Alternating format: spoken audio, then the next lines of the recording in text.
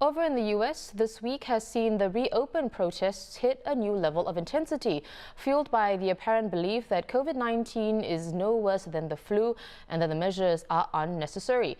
Ironically, the state of Kentucky saw its highest spike in cases after a weekend of such reopen protests. So let's bring in U.S. Bureau Chief for the Straits Times, Nirmal Ghosh, to discuss this. Nirmal, there are currently close to 890,000 cases in the U.S.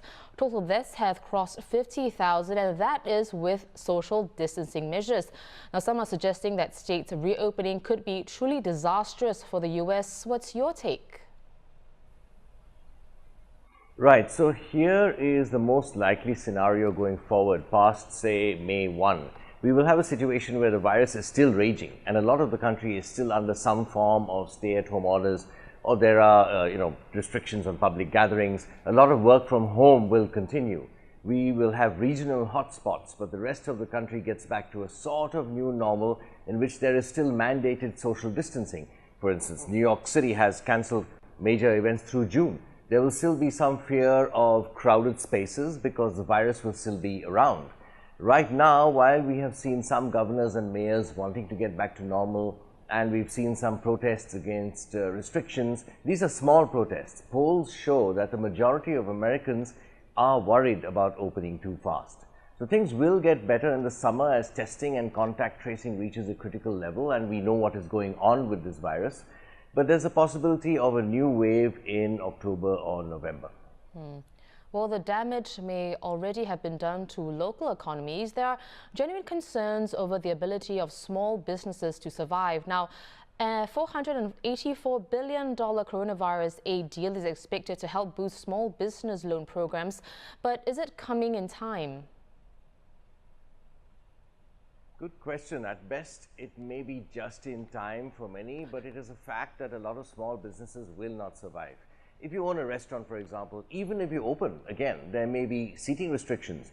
Revenue streams won't reappear overnight. Your whole business model may be gone.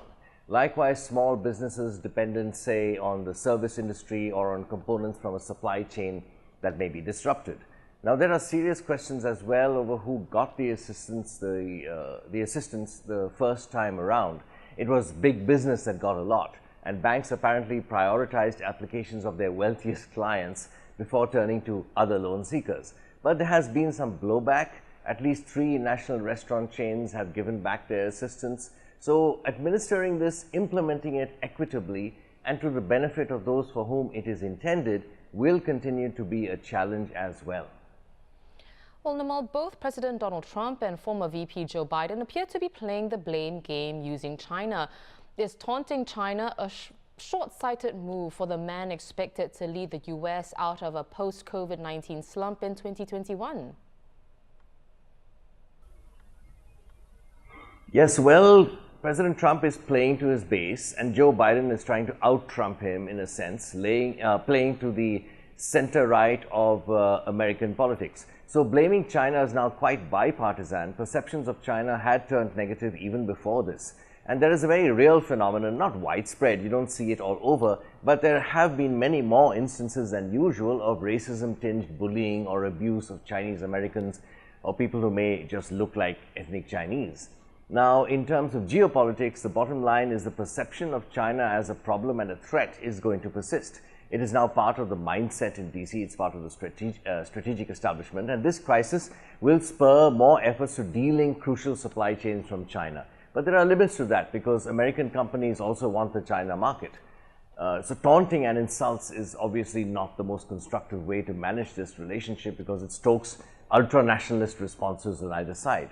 But political considerations in both countries mean it is going to be the norm for at least this year as the political campaign here at least gets back on track. And while that domestic aspect is understood, certainly it risks getting out of hand to a degree. Well, thank you so much, Nirmal. That was our U.S. Bureau Chief, Nirmal Ghosh, joining us from Washington, D.C.